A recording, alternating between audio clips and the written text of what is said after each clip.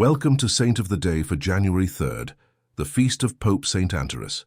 Pope Saint Anterus was pope for only a few weeks in the 3rd century, an era that was very dangerous for Christianity. Being the Bishop of Rome was not a comfortable position. It was a target on your back.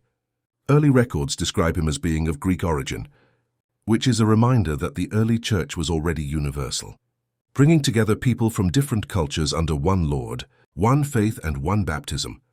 He became pope in the year 235, right after Pope St. Pontian, during the reign of an emperor who hated Christian leadership. Emperor Maximinus Thrax saw bishops as threats, so the church was living under pressure, always one knock away from prison or death. In the middle of that fear, Pope Saint Anterus is remembered for something that was actually courageous.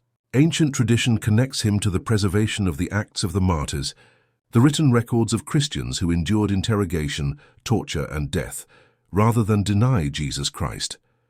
That is not just history, that is spiritual formation. The martyrs were witnesses. They proved with their lives that the gospel is not a hobby, and that Jesus is worth more than comfort, approval, or even survival. The Church teaches that martyrdom is the highest kind of witness to the truth of the faith. Pope St. Anterus understood that if the Church forgets its martyrs, the Church forgets its backbone.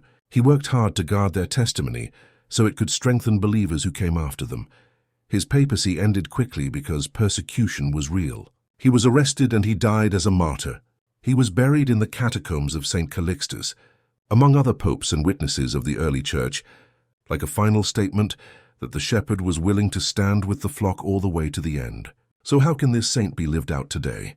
Pope St. Anterus shows that quiet courage counts.